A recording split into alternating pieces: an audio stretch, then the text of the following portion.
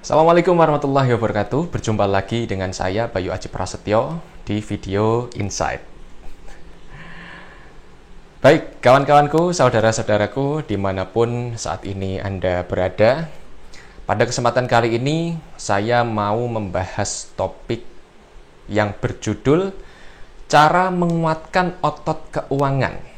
Nah, kawan-kawan, kalau sudah ngomongin keuangan itu mungkin banyak orang yang seneng ya. Terbukti dari viewers di video-video saya, kalau sudah ngomongin uang, rezeki, itu banyak yang nonton ya.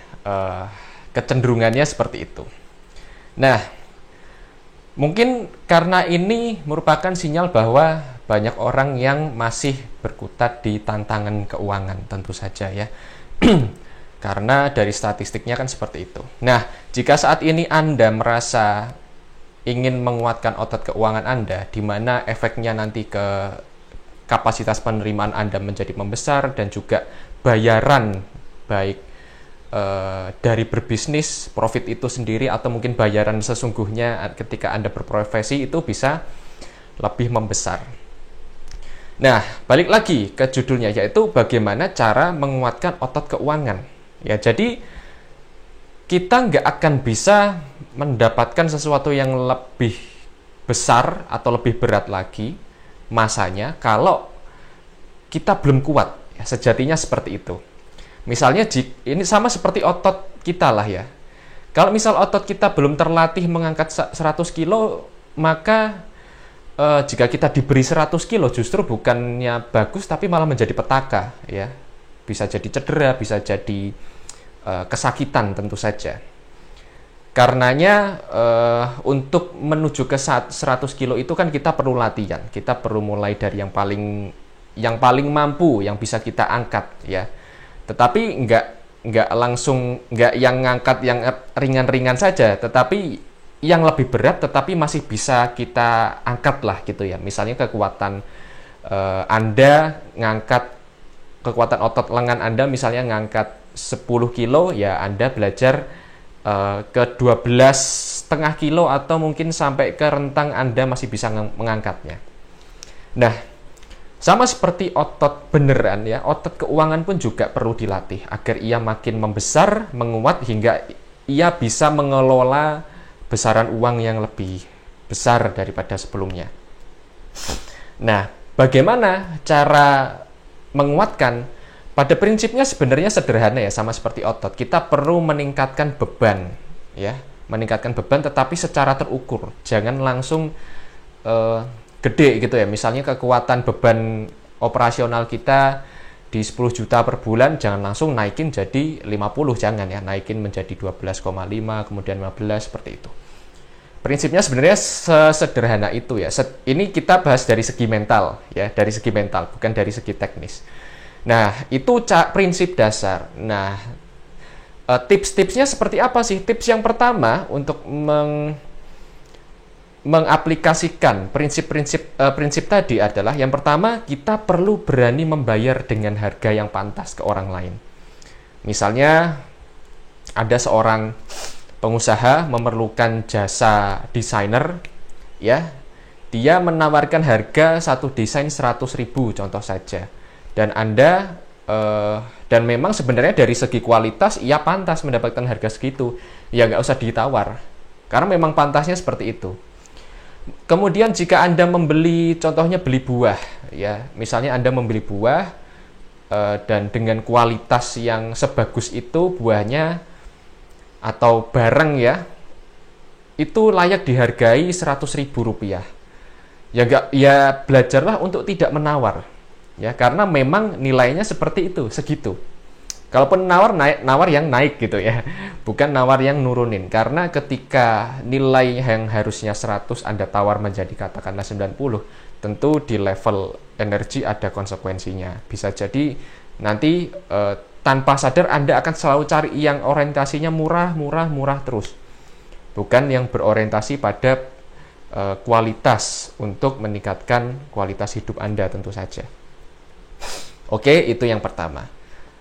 Yang kedua adalah tidak mencari gratisan dari sesuatu yang harusnya perlu bayar.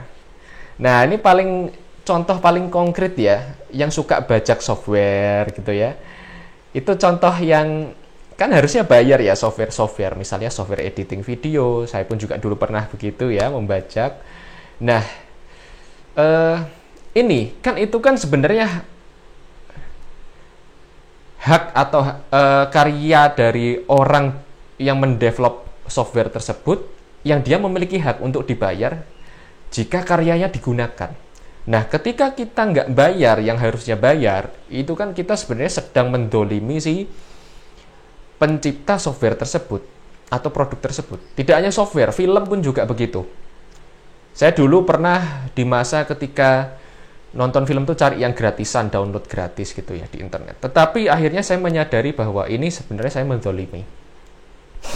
Kemudian dan tentu saja pasti ada konsekuensi, baik secara mental, kerezekian, kemudian bisa jadi saya dipertemukan dengan sesuatu yang gratis-gratis mulu gitu ya, yang bukan kan skenario-nya gini, kita bisa mencapai tujuan tuh antara kita dimampukan untuk mencapai tujuan tersebut, atau yang kedua kita diservis secara gratis. Oke, kita diberikan secara gratis. Nah, saya memilih agar dimampukan daripada diberikan yang gratis-gratis gitu ya. Kalau mampukan artinya kita bisa secara mental kita mampu untuk mengelola sesuatu yang lebih besar lagi yang diberikan Allah pada kita. Gitu ya. Dan soal film, akhirnya saya lebih milih ketika itu ya, sebelum Netflix booming, saya lebih memilih untuk sewa di Google Film, bayar gitu ya, ya nggak masalah untuk sekali nonton. Lagian film juga butuhnya cuma sekali nonton doang kan sebenarnya. Ketika itu saya bayar. Nah, itu ya, jadi tidak mencari gratisan dari sesuatu yang harusnya dibayar. Intinya jangan mendolimi hak orang lain lah, gitu ya. Itu kedua. Yang ketiga adalah bayar atau beli sesuatu yang harganya tinggi secara cash. Coba misalnya Anda mau beli HP yang menjadi incaran Anda, impian Anda. Alih-alih memilih untuk kredit, coba untuk menabung. Coba bayar untuk secara cash maksudnya. Kalau nggak bisa cash gimana ya, nabung itu tadi. Ini kan artinya melatih kita agar, jadi gini, ibaratnya gini. Yang misalnya katakanlah HP harganya 20 juta. HP yang bagus tentu saja ya. Kemudian ketika Anda memilih opsi nyicil, misalnya 1 juta per bulan sampai selama berapa tahun gitu ya, atau 2 juta per bulan selama 10 bulan, setahun, itu kan indera Anda hanya melihat uang 2 jutaan aja setiap bulannya yang Anda bayarkan. Berbeda dengan jika Anda menabung sampai angka yang ditargetkan, yaitu 20 juta contohnya, kemudian Anda membayar sejumlah uang 20 juta tersebut, indera Anda tuh langsung mendapatkan informasi bahwa oh, saya mampu membayar senilai ini. Gitu ya, langsung ke program tanpa sadar bahwa kapasitas Anda itu naik. Gitu ya. Jadi ini bukan masalah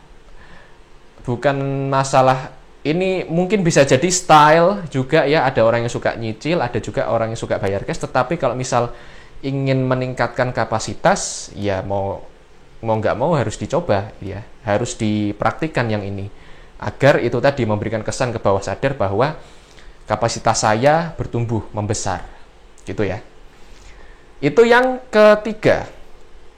Yang keempat adalah kurangi hubungan emosional dengan uang. Nah, sadar atau enggak, banyak orang yang memiliki masalah keuangan bukan karena penghasilannya kurang, tetapi karena sebenarnya yang bermasalah adalah dirinya. Dia terlalu emosional dengan uang. Entah terlalu seneng atau terlalu intinya ada hubungan emosional dengan uang. Misalnya kayak gini. Lihat uang tuh rasanya gatel pengen beliin sesuatu. Kemudian lihat barang bagus, gatel pengen beli gitu ya.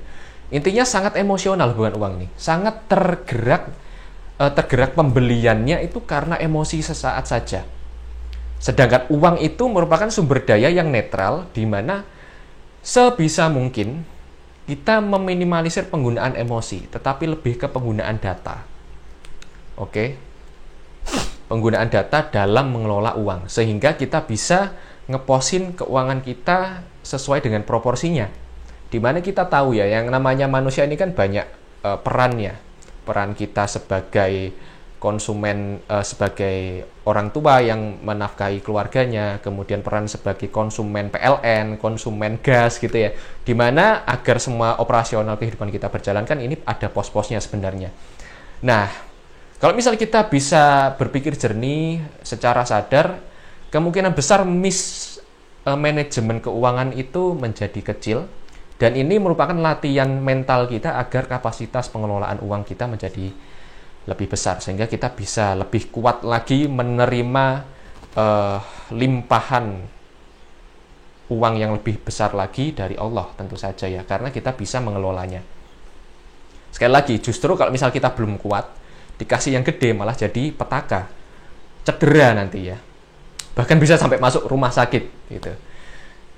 Nah, bayangkan misalnya gini, orang berkapasitas mental pengelolaan keuangannya baru di level ratusan juta, kemudian dikasih modal katakanlah 1 triliun. Misalnya Anda dikasih 1 triliun. Asumsinya Anda belum bermental 1 triliun. Anda mau apain duit itu? Bingung nggak?